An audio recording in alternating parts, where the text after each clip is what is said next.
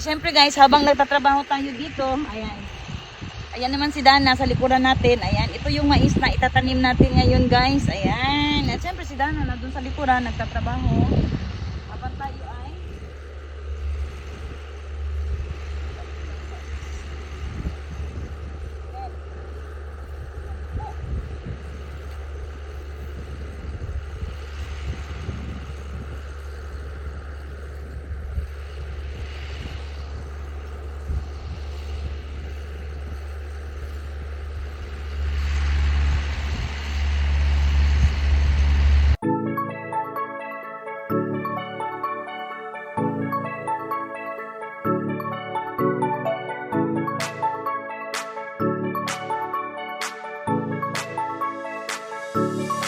Mag-asawang nagtutulungan sa buhay, magsasaka, magkasama sa hirap at ginhawa, at kasama ang kanilang pamilya. Pinay farmer sa Japan, buhay, magsasaka, mag-asawang nagtutulungan.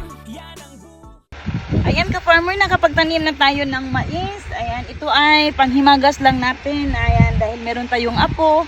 Ayan, meron tayong pangmerienda. Kung nagugutom tayo dito sa bukid, pwede natin ibaon to.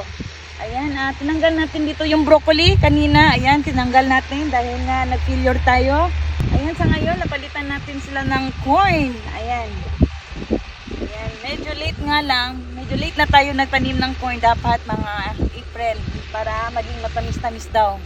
Pag nagtanim tayo medyo malamig pa yung panahon, kailangan tayo magtanim. Kailangan lang itanim na medyo malamig pa yung panahon para yun ay sabi nila na para maging matamis pa ang mais natin. Ayan. Pero so far, hahabol pa tayo.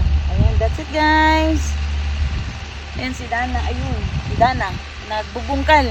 Dahil yan ay tataniman niya ng black beans. Magtatanim tayo ng black beans guys. Pero mauuna muna yung palay natin bago tayo magtatanim ng black beans. Ayan, that's it.